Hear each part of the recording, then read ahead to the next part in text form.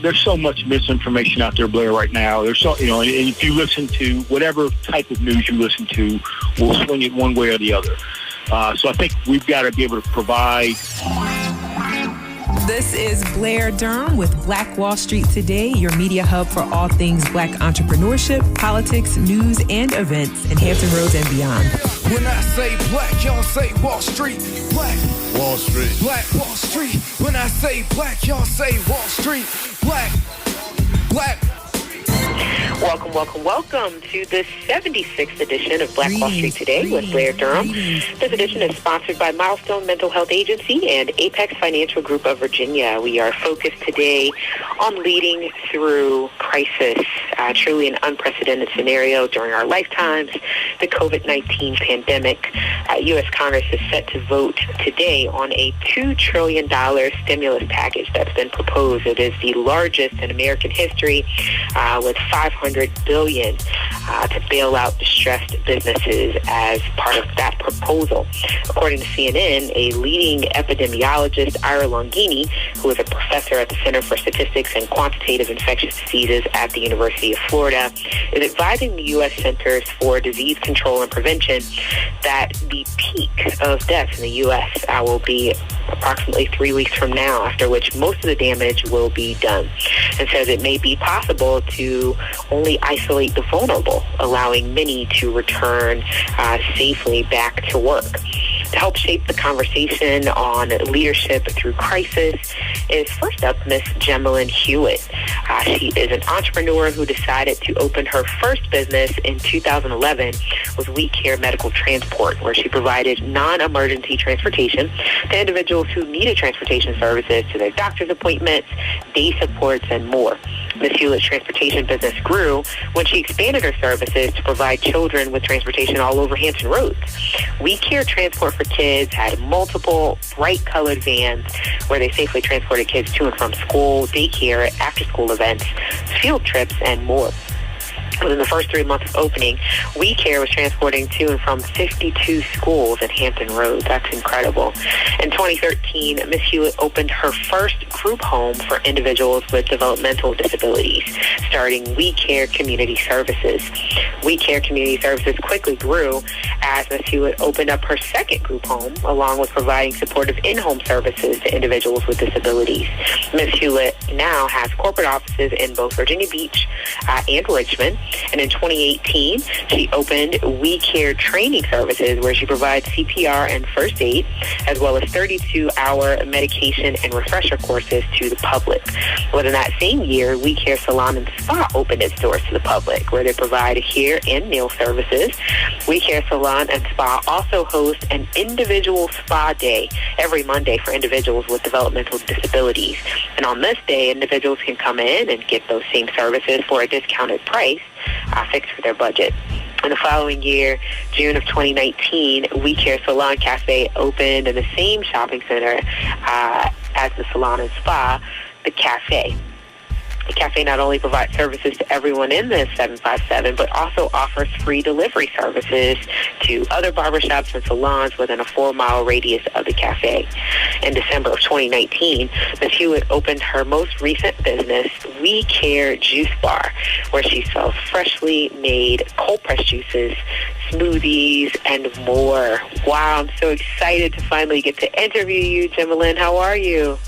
Good afternoon. Thank you. I'm doing well. Thank you for having me on your show. Oh, thanks so much. The pleasure is all ours, and certainly just excited about your entrepreneurship and your focus and commitment to expanding the We Care brand. It's really exciting to see this taking place. We are inspired and encouraged, right, when we see that this is even possible. So we shared your bio, and in light of everything that's going on, how are your businesses kind of coping with this scenario? Give us the real. Okay. All right. So, as you spoke, We Care did open up 7 businesses. It's funny because one of the things that people said is, why 7 businesses? And I always said that if anything were to go down or anything happens, I have a backup. So at this point, I did have to shut down 5 businesses, temporary, which was our salon and spa, our juice bar, our training center, of course, because we was providing classes where we had at least 10 people that was doing medication certifications and CPR first aid. So that definitely had to close down because of the amount of people we was having in our classes. So our training center, our salon, and our juice bar did close, as well as our corporate office and our Richmond office. So our admin side had to close down. Now, yes, we had to close, but the beauty about it is that because I did have all those businesses, I do have a backup. So we have a few things that is still running. Our supportive in-home side, we still work with individuals with developmental disabilities. As long as our staff is making sure they're taking precautions, we are able to go in there and work with them one-on-one. Great. Group home does not shut down. That's something that runs 24 hours. So that kind of runs almost like as if it was a nursing facility or nursing home. So that's something that's their where they live at. So that's something that's not going to go down. But, so I was fortunate to that I was able to still provide, jobs for people. The downfall, of course, with having to shut the businesses down or, temporary, was that staff was unemployed. Yeah. So, of course, it's not just our company. Of course, it's going around everywhere.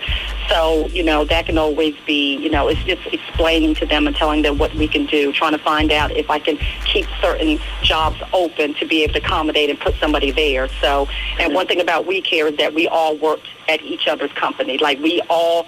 I had my in-home coordinator work as a waitress. I didn't had my program director work as a dishwasher. Like, we all rotated and had to do what we had to do when I was getting these businesses up. So the beauty about it is that I do have a team. Nice. So when you are opening the amount of businesses that I did, it's important to have a wonderful team. The team plays a big part in everything I do. I can't do it by myself. As you can see, there's 2 types of people in businesses. There's one that wants to be an employee of their company, and then you got one that wants to run the company. So when I chose to run the company, I had to put people in place that love what they do and was able to see my vision of what I wanted from We Care.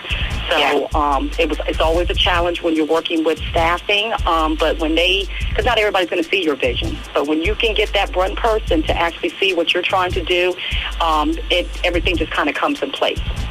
So, So yeah, we are going through a bad time right now. But just like I tell staff, I said, we just have to be patient, and I try to work with anything, work with them with anything I can do. Some of them that they might have had to close the salon down, but they was able to help out with delivery services at our cafe. We still provide that services. We might not have them coming into the cafe, but we do delivery and curbside, so they might be able to say, well, let me help out over here on this side and try to make some money. So, so we try to work together. I appreciate what you said about the mindset, right? As an entrepreneur, we've got to decide if we want to be an employee and start our business or if we really want to be an employer. I think another critical piece is just that ability to pivot, and it sounds like that's something that you figured out. When you're running a company, it's not always cookie cutter. You've got to be willing to get in there and figure out what might be necessary from one moment to the next. And so it sounds like you've got that kind of agility mindset where we do whatever is necessary in whatever times that we're living in. What would you say? You have to. Even when I opened up multiple businesses, my first thing was, what can I do? If something was to happen, will I be able to still survive off of this? So at the time, my focus was, of course, generational wealth. They can, anybody can work hard, but when you work hard for a purpose, that's when you see results. So I'm very big on, when you're working, that you want to see it at the end. So my way of doing that is passing it on to my kids. So I've taught them, business. Of course, my daughter's in business of her own, but, just getting them to understand that everything we do have a backup for it. Now, anybody that's in business, there's times where, if you go into business and you don't have that backup, it's almost as if you're living paycheck to paycheck, okay? Because what's happening is like this situation right now. So the first thing that people's thinking, oh my God, what am I going to do? Yeah. When we go into business, we have to always make sure that we have backups because we never know. What if, the payroll, what if something happens? I know that when I first applied for, when we was applying for group home, and I had to go through a year process, one of the things that they asked is your budget, and you had to be able to show income of a certain amount on that budget in order to go through the process and pass with getting licensed. Now, a lot of people might say, well, why do they want to see that much, or why do you have to show this type of income? Because if something was to happen, or if you have to put staff there before you actually get paid, if the authorization don't go through, whatever the case is, are you able to still keep functioning and still be able to run without relying on that income to come in yet? So that's always just something that's been in the back of my mind. So let's kind of hone in on that point, though, because that's huge in terms of having protections in place inside your business. What are some of the recommendations that you would make in terms of putting into place a backup? What would you say? Well, just like anybody, we all know about savings. Sometimes it's hard. When I was living paycheck to paycheck, it's very hard to be able to save when your money was gone before your check even comes. Mm-hmm. Okay, and trust me, I've been in that predicament plenty of times. Yeah. When you go into business, it can be the same thing. If you're not figuring out how to go in there and budget your money, save, or figure out ways, and the ways that you can do it, because people will say, well, it's hard. Well, then you need to eliminate what you're spending, certain things you're spending. Yeah. You need to figure out what you got to do to generate more money. There's so many reasons and less excuses that you can make to figuring out to save or put this away for backup versus making excuses. So if my excuse was, well, I'm living paycheck to paycheck, then what do I got to do to eliminate some of my bills so that way I can save $15, $20, $30 every paycheck? So if I get my nails done, if I get my hair done, if I'm going out to eat, then that has to be eliminated. Right. So anything can be eliminated when you're trying to save. I was saving more when I was only making $24,000 a year than probably now when I'm making almost $2 million.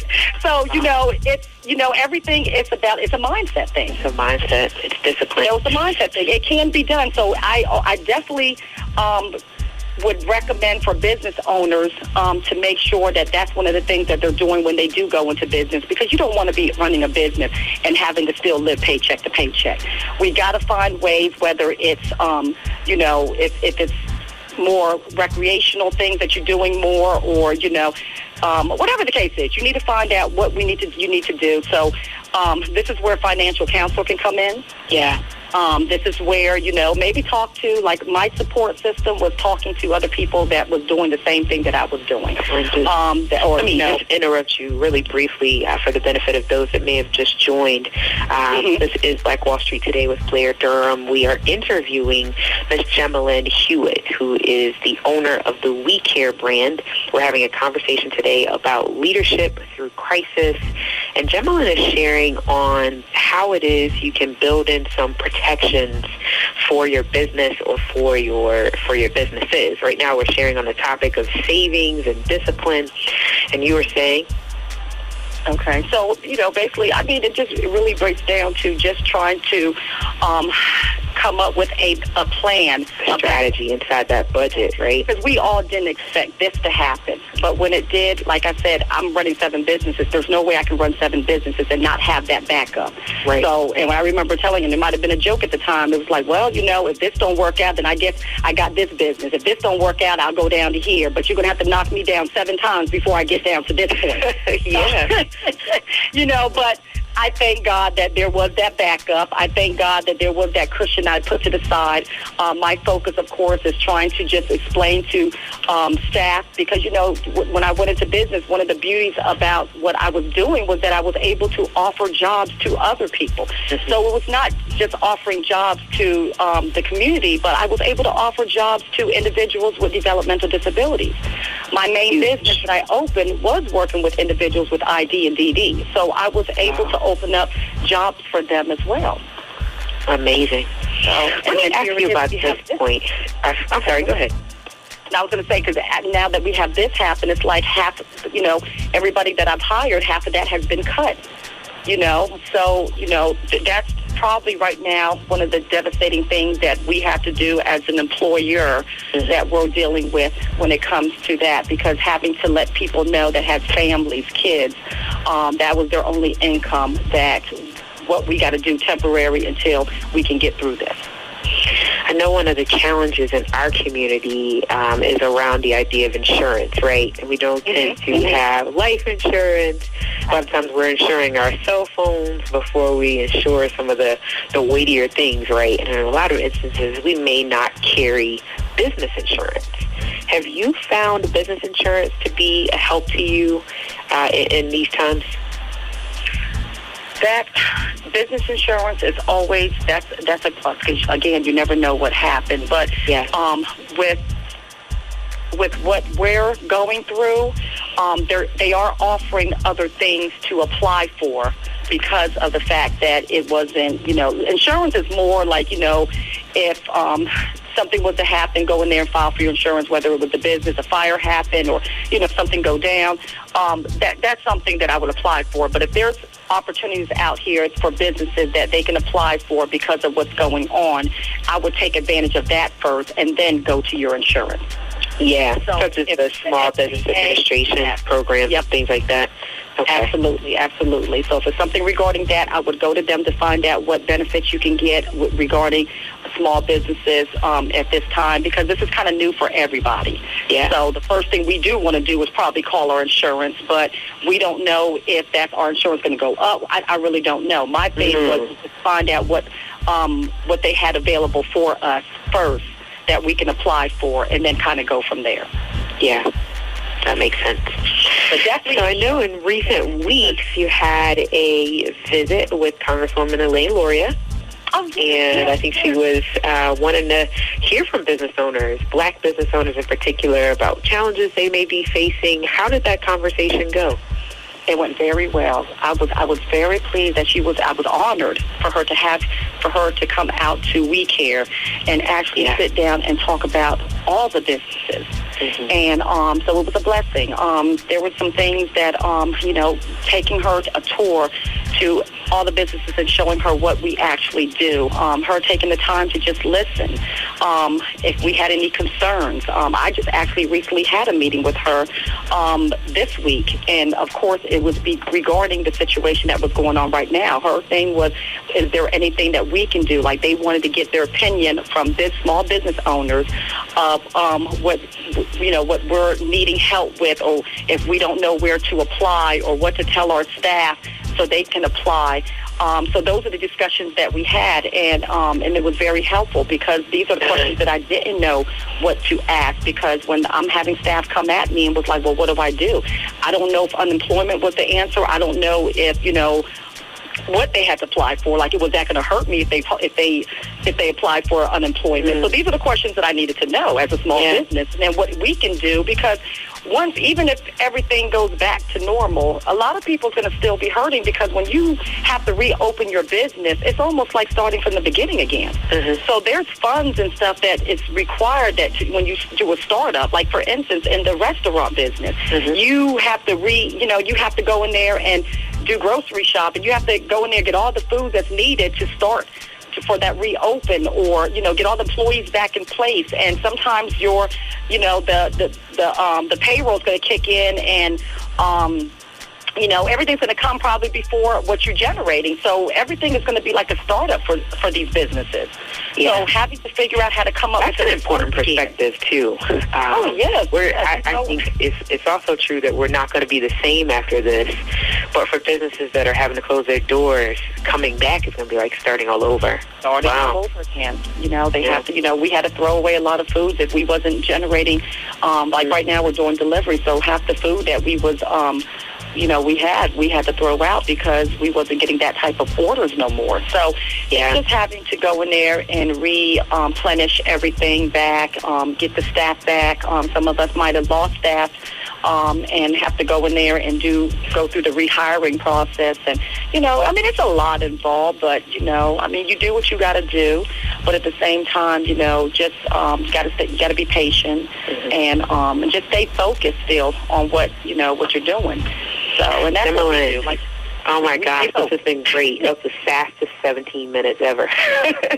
We must have you back on this show. I want, before we kind of conclude this segment, if you wouldn't mind sharing with listeners how they can find out more information about the We Care brand. And then if you're still taking orders, please provide that information as well. Absolutely. So our We Care Salon Cafe is still taking orders. Right now we're currently open from 9 a.m. to 2 p.m. We can only do delivery and curbside. Okay. The phone number that they can reach us at is 937-1292. They can reach us on our website page because our menu's on there as well at WeCareSalonCafe.net. So they can go onto the website and look at the menu and call in and put an order in. And one of the things that we are doing that's a special right now is if you call in your order and you pull up at the cafe and we do curbside, we'll give you 10% off your food order. Oh, nice. So benefits that we are doing right now to help out. So, yes. Yay. Well, awesome. Thanks again, Jemmalyn. Best to you during these times. I know these times are critical. We are certainly keeping our business owners in our thoughts and prayers. And so we look forward to talking with you again on the other side of this. All right, thank you. Thank you so much. You're welcome. And when we return, we have a special edition of Money Talk. We'll talk in just a moment. Excellence is being able to perform at a high level for a long period of time. The next level success is just a step away. Stay tuned. Black Wall Street Today will be right back after a word from our underwriting sponsors. When the conversation is good and the friends are even better, you'll find a wine that brings it all together. Shoe Crazy Wine. Remember that name. Shoe Crazy Wine. Available at Costco, Kroger, and these other fine retailers. We know you love jazz music, so let's try some jazz music with a little R&B flavor. Baby, baby, I'm falling in love. You got me falling in love. You made me falling in love. Yeah, you make me. What about some jazz music with a little trap flavor?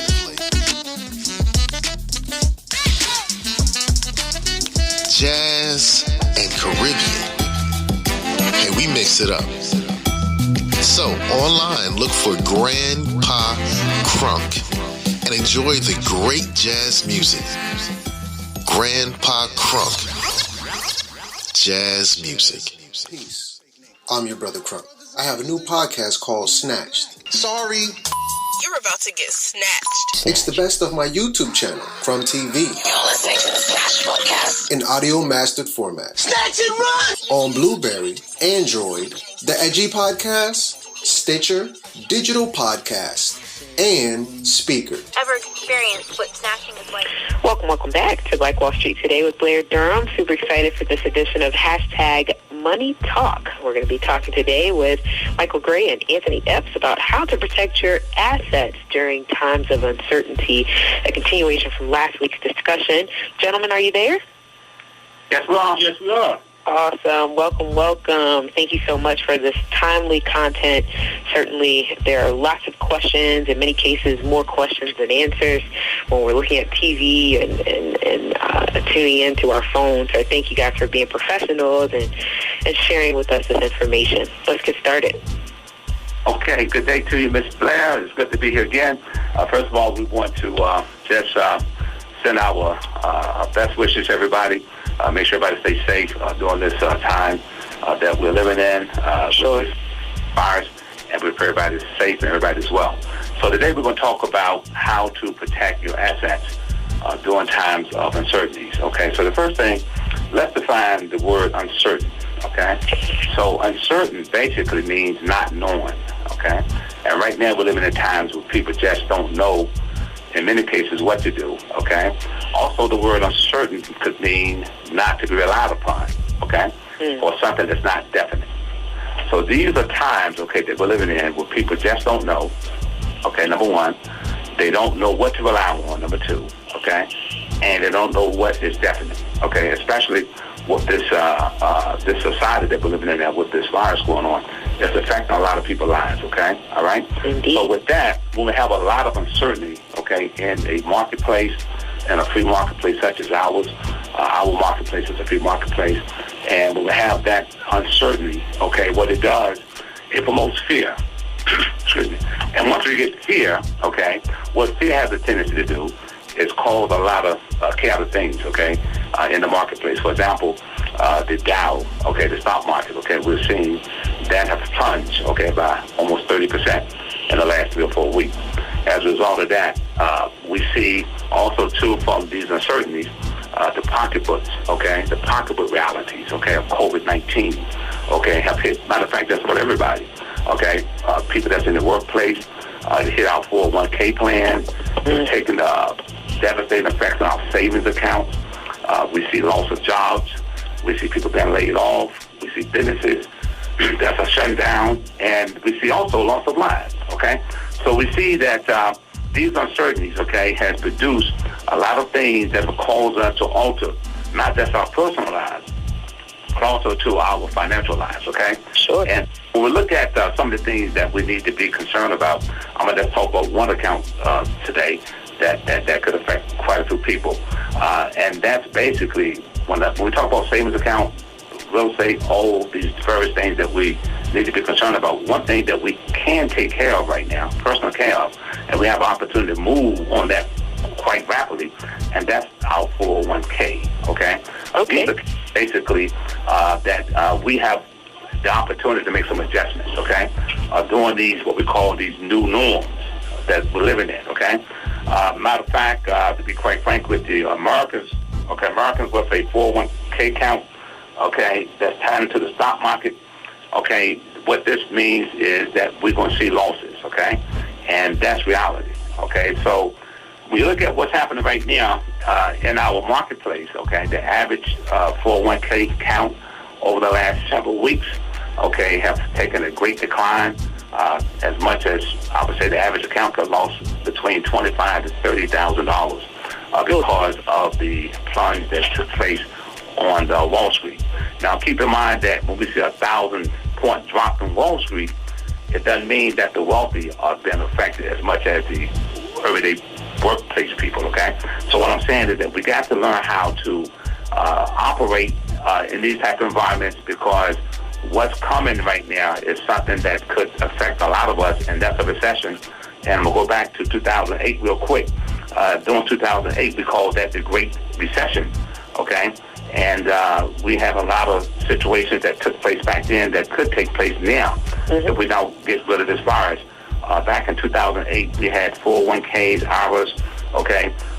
Matter of fact, people back then, the nation, the stock market, was also with $2.4 trillion, okay, in wow. just 2 quarters, okay? And so what happened was people who was exposed, okay, to the marketplace, a volatile marketplace, that means they lost quite a bit of money. And so what we're trying to do today is we're just trying to let our listeners know that we have programs, plans on how to make adjustments, how to reset, and how to protect your assets during these uncertainties of time. So basically, we offer a free consultation also for that. Oh, really? I'm going to let Mr. Epps also come in and shine in, jump in on it. We're going to talk more about how we can protect our assets with certain type of instruments that we have here in our practice, okay? All right, so Mr. Epps is going to tell about the... Good afternoon. Good afternoon, sir. How are you? Okay. Yeah, also, when it comes to asset protection, you know, people work hard all their lives saving their assets, whether it's a house, savings account, things like that. And because a lot of people don't realize that you can lose those things, or can also be in a situation where you have to pay out a lot if death strikes during these times. So we want to make sure that people are set up properly from a protection standpoint. A lot of people don't realize that when you have a will, you have to go through, in most cases, the probate process. And probate basically is a legal process through which the court sees that when you die, your debts are paid, and your assets are distributed according to your will. If you don't have a valid will, the assets are distributed according to state law. Well, the question is, what's so bad about probate? It can be expensive with legal, executive fees, and other costs must be paid before your assets can be fully distributed to your heirs. And if you own property in other states, your family could face multiple probates, and each one according to the laws in that particular state. Because these costs can be, very widely. So basically, in a situation like that, when you do have a death, it typically can take anywhere from 9 months to 2 years for your estate to be processed. And case in point, for example, if a person own a home, have 401k, things like that, savings, and if that value is roughly, say, $500,000, probate costs can be anywhere from 5 to 10%, or sometimes even higher, 15%. So a $500,000 estate at 10%, it could cost $50,000 for probate costs. And people don't realize that if the family don't have the money to pay that cost, a lot of times they end up, selling off the property to get paid. So what we encourage is for people to get information on what that could entail.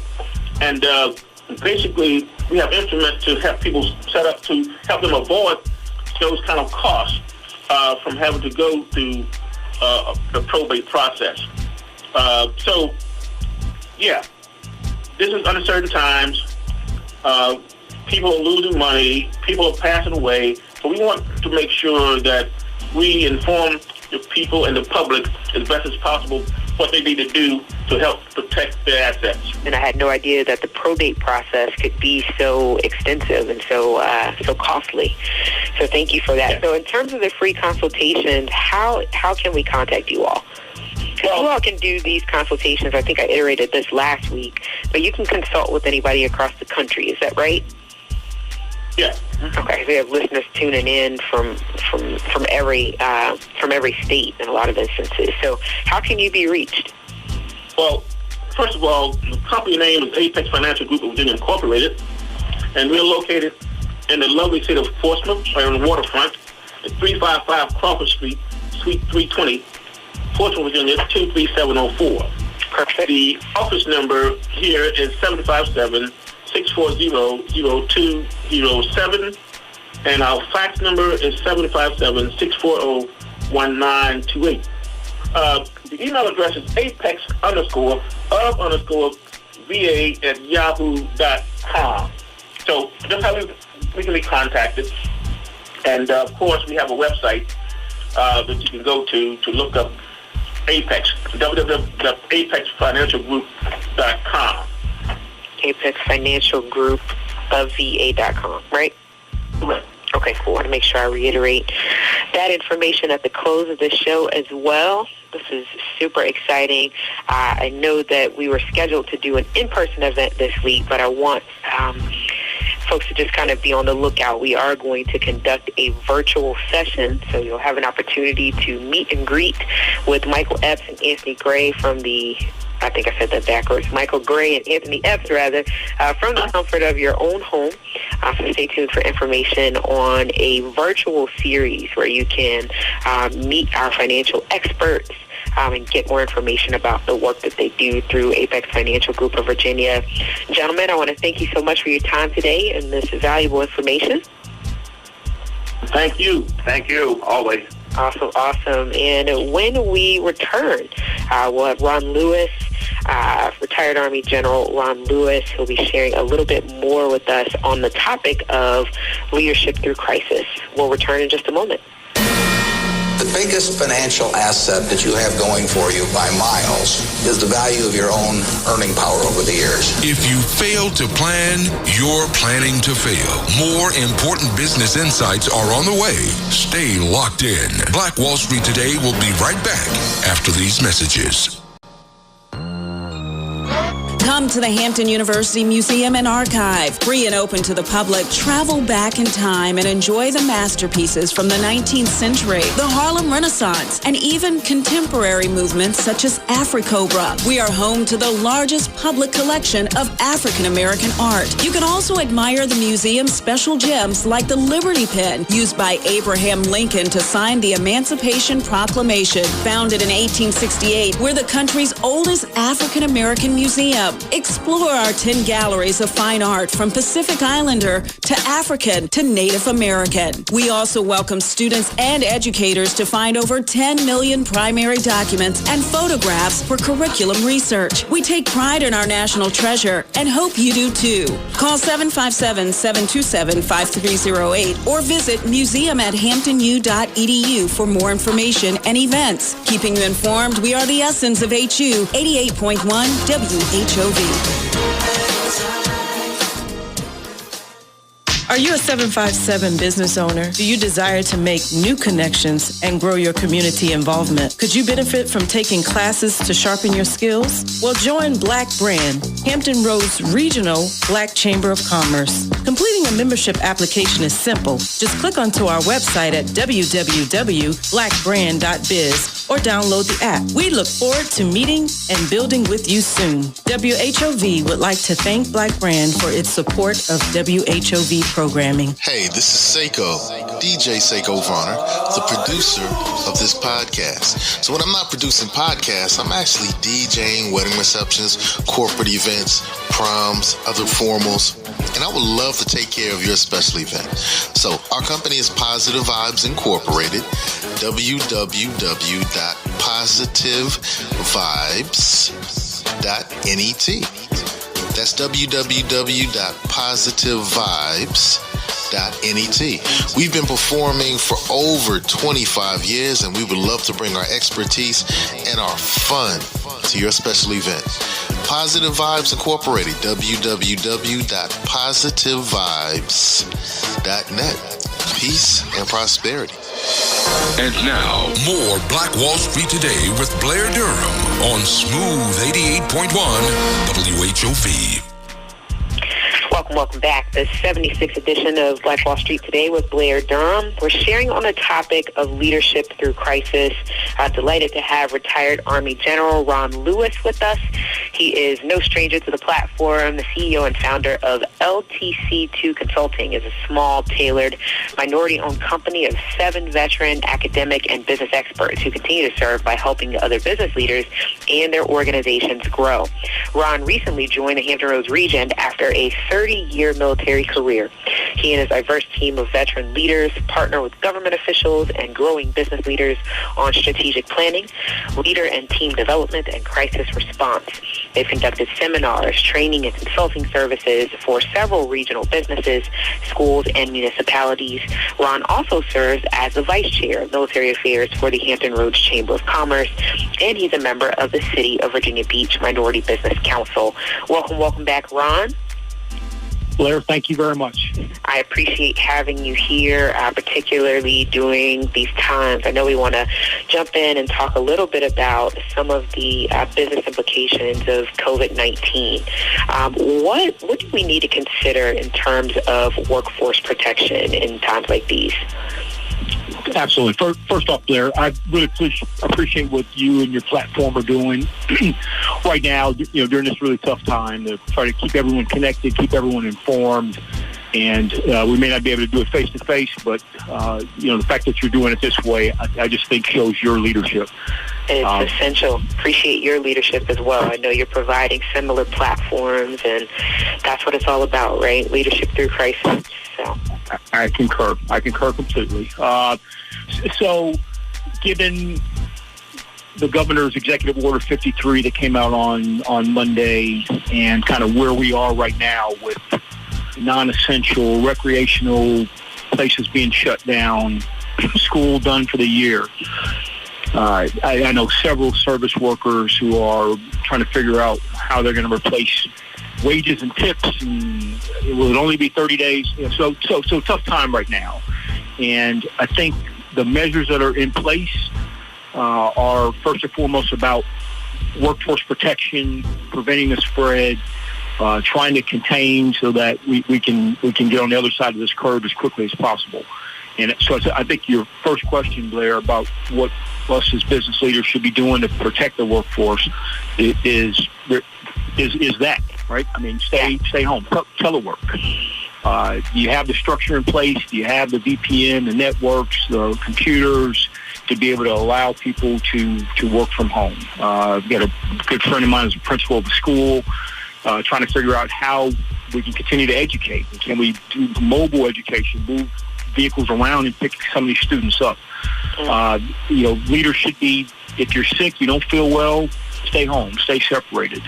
Hygiene, not just hand washing, but additional cleaning for those businesses that are essential and are still staying open.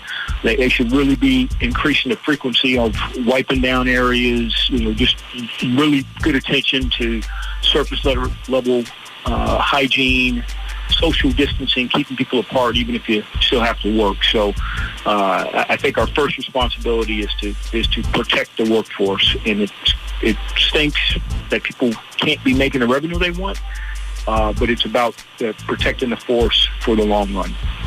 Yeah, to your point, yesterday I had to go into a local Cox store, but was very, very impressed by the way in which they were handling hygiene. They had a dedicated staff person that was just focused on cleaning. I mean, from the time I entered until I was done conducting business, he was spraying, wiping. They established their boundaries via tape. So they had blue tape that kind of indicated where the customers were to stand with regard to their own kind of workstations. And so I thought that, that was good leadership on their part to implement those additional measures. Because, I didn't want to have to go into Cox, but I had to go into Cox. And so they were still open, but they were ensuring that people were safe. So I thought that was great. So I think Cox also is, Cox was one of those companies that early on went, okay, how can we be of service to the community? I think they foresaw this teleworking and we had Tanya Wally, the Vice President of Field Ops, up with us today earlier on our session. And she and NECA and JD, I think they did a pretty good job of anticipating how they could help by increasing their services and making sure people could actually stay in communications, work from home, and that kind of thing. So little shout out to them for their proactivity. Absolutely. Yeah. So let me ask you this question, because I think this is important too, something you highlighted earlier. For the individuals that we employ, as well as, those that we are serving, it could be said that we are the nerve center, right, for current information. How can we make sure that we're providing the best information? Well, I think that's going to be one of our critical leader crisis responsibilities. There's so much misinformation out there, Blair, right now. There's so, and if you listen to whatever type of news you listen to, we'll swing it one way or the other. So I think we've got to be able to provide a source for our employees, for those that work with us, of reliable, accurate, updated information, the facts, not fear, not spin or politics, but okay, it's 53,000 in the United States as of this morning. Tested positive. It's 710 or 709, deaths in the United States. And here's really where we are at Hampton Roads, and here's really what Executive Order 53 says, minimum of 30 days. But, so I think however you do it, you could have daily. I've seen people have like a daily post on their online platforms with, here's just the latest facts or updates. I've seen people go into daily calls just to start the day, right? Like you would do if we were going to work together, like a little daily conference call to just put out the latest data. I like that. So last night, obviously, the Senate passed the $2 trillion stimulus bill. We can talk about that in a second. But that did come out last night. It's through the Senate. Hopefully it's through the House today and in law and signed. But that's going to be one of those critical ones that we're going to need to get the information out on, accurate information out on for the force.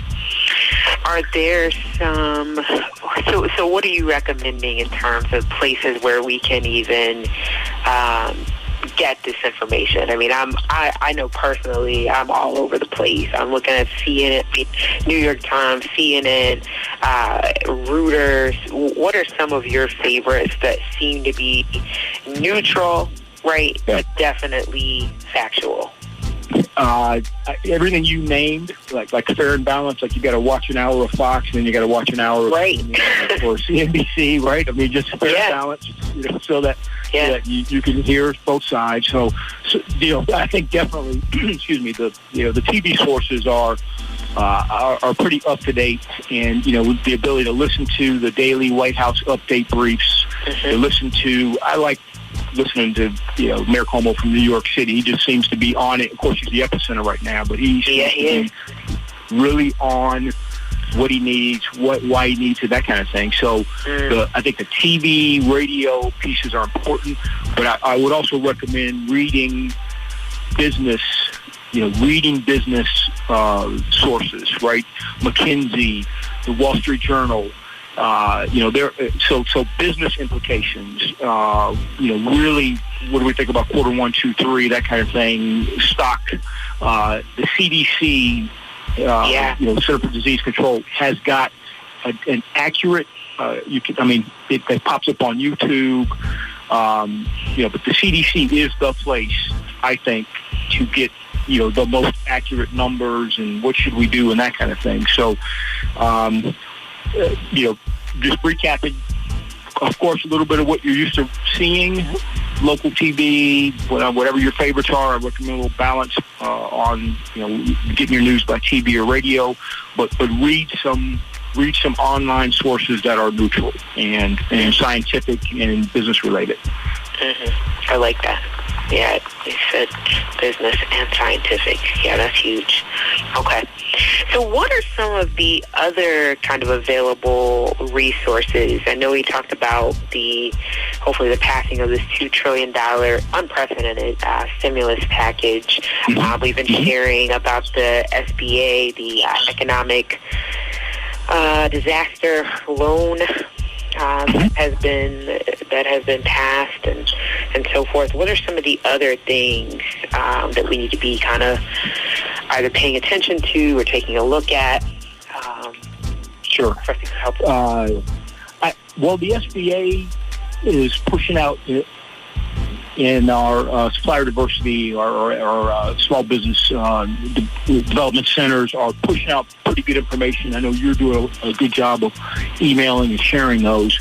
I think those are going to be important. So not only did the economic injury loan disaster piece come through, which has got reasonable loan rates, right? I think it's like 3.775 for businesses. I've even heard that they're going to go down to 0%.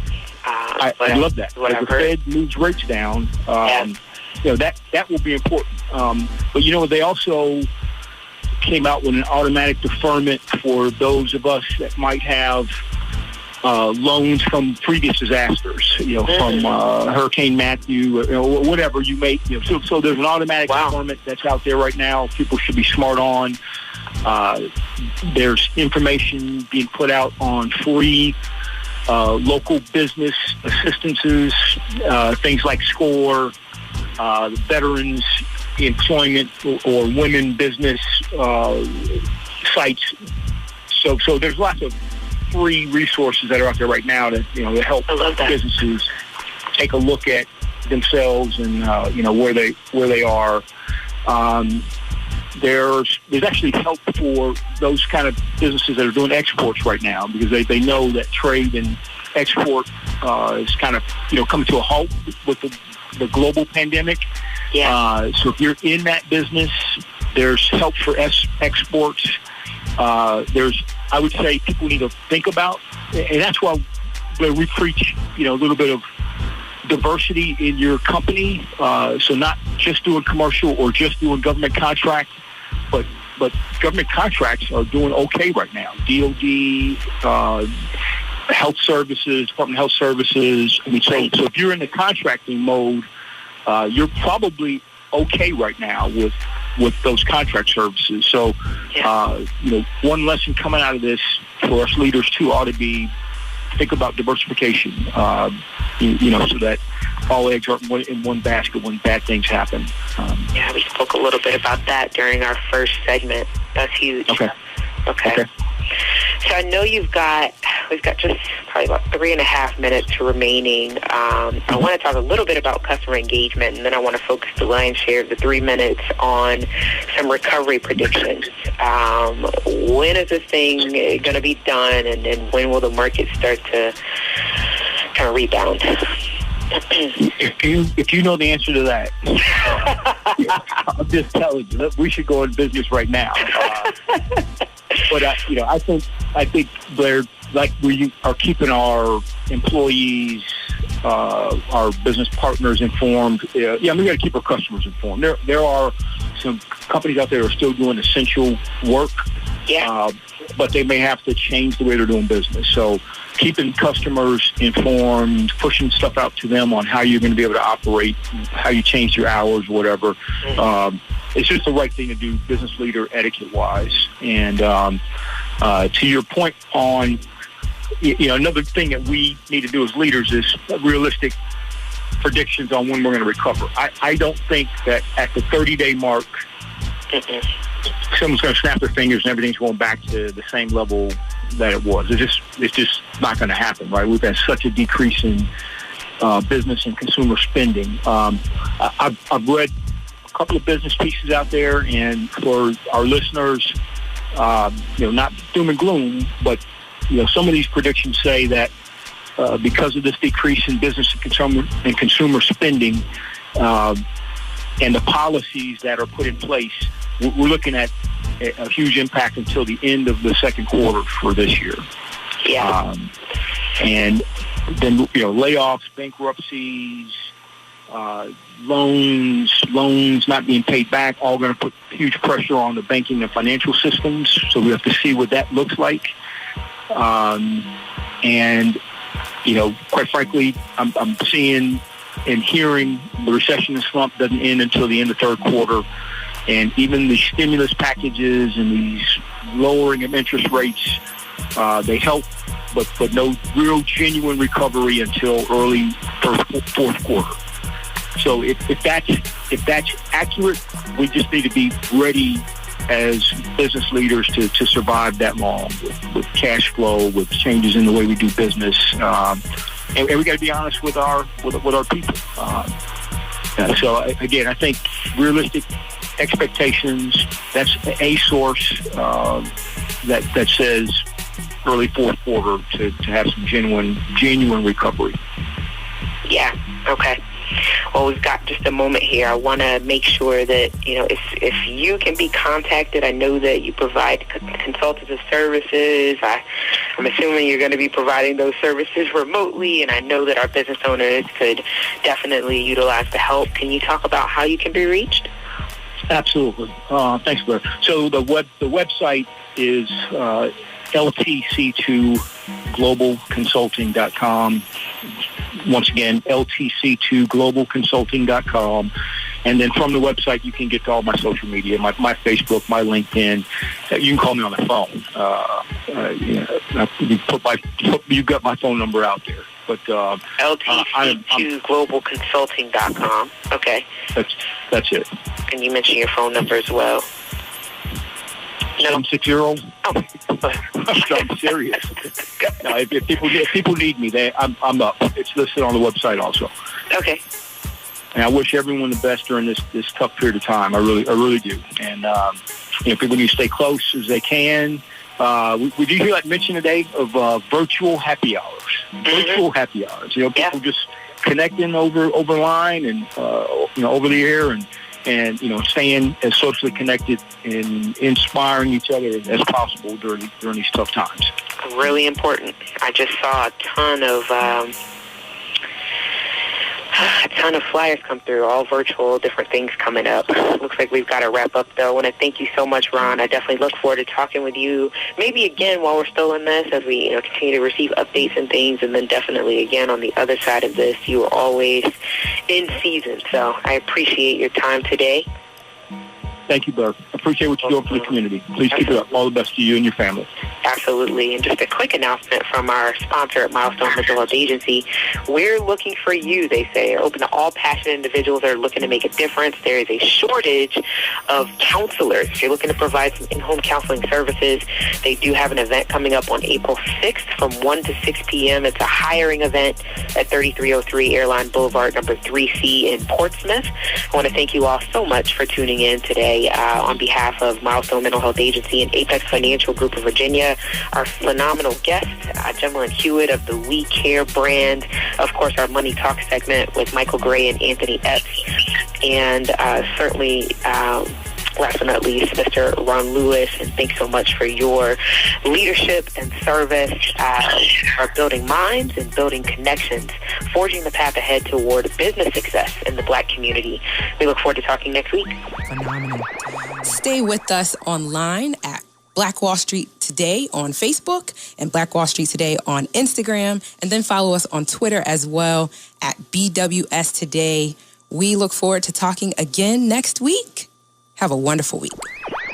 I have said, and I will continue to say, that the most important priority for the Black community is the Black community, not a particular political party. Phenomenal. Hey, yo, when I say Black, you say Wall Street. Black Wall Street. When I say Black, you say Wall Street. Black. When I say Black, you say Wall Street. Black. When I say Black, you say Wall Street. Black Wall Street.